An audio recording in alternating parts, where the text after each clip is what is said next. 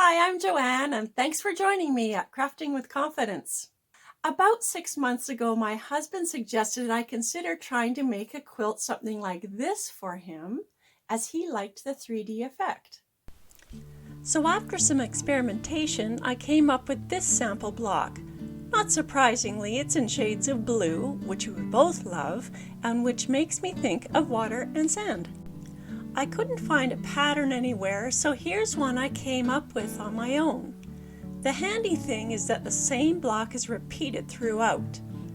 To create a large queen-size quilt, I shall sew 30 of these blocks together in a 5x6 array.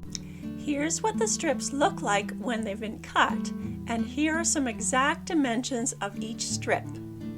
For those of you who like to see the dimensions listed out, please see the notes below this video, or you can freeze your viewing here on this shot. All you have to do is decide how many blocks you'd like to create and then multiply the pattern by that number. You mean I have to do some math? Just a tiny bit. I shall begin with the two smallest intersections of each block, and I shall press them, pin the sections together, and then sew them with a 1/4 inch seam, completing all 4 at one time in an assembly line, given I've already done one block, and then pressing them open towards the darker fabric. Next, I shall add on the longer section of the B fabric to what I've just created. And every time I end up with a square, I'll be sure to even out the edges with my mat and rotary cutter. Although a bit tedious, this is always an important step to keep the square from getting out of kilter. Next, I'll sew the shorter medium blue C strip on the top of the square and the longer medium blue strip on the side, leading to these expanded squares. After that, it's time to move to the darker D strips. Notice that I'm alternating the way I sew on each color. This time, I'll start with the side and then sew the top. And when you've created a new square, always remember your little trim along the edges to even things up. It's like taking these little split ends off in a haircut. It makes a big difference overall. Check out these 3 squares with the color D added. Now I'll sew on color E strips, the final color, starting with the sides and then sewing on the bottom and the top.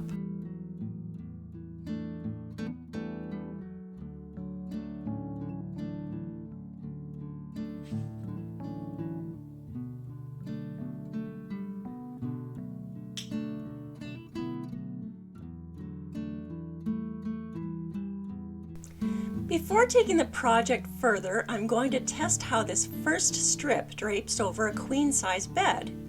It's hanging down about 15 inches per side, which I think is perfect.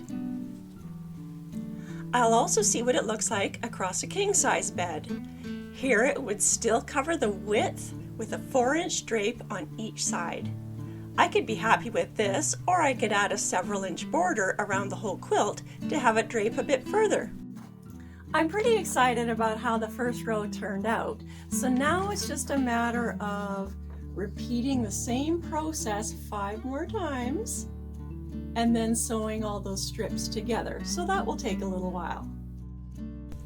After 2 strips, you can really see that the 3D effect starting to pop out, and after 3 strips, it's even more significant. When pressing each layer, occasionally I need to snip a section that I accidentally sewed incorrectly. And as I start making significant progress on my quilt, I also feel a tremendous sense of anticipation about what it will look like when it's complete. Here it is again on the queen-size bed and on the king-size bed. It's important, however, to stick with all the somewhat time-consuming processes, like carefully pinning each strip and sewing blocks in groups, being mindful of even 1/4 inch seams. And the bigger my quilt gets, the more I'm grateful for a dining room table that extends. And you know what? Things don't always go as planned. I cannot believe I just sewed strip 5 on upside down. Time to get the seam ripper out. Luckily, that didn't take too long to sort out. Here it is properly pinned, but also it was just a reminder to slow down a bit. And here are the 5 completed rows on the floor, on the queen size bed, and on the king size bed. I'm also learning that when we make our own patterns, sometimes we need to make adjustments. For example, I've decided that 5 rows makes a perfect queen size quilt right here, so I won't be doing a 6th row, but instead I'm going to make 2 matching pillow shams.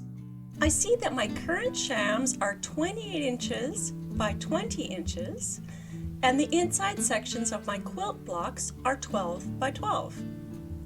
When I do the math on this, allowing for a 12 by 12 square in the middle, I can see what royal blue strips I'll need to cut for the top and for the bottom of each sham, allowing for some overlap on the back where I can tuck in my pillow.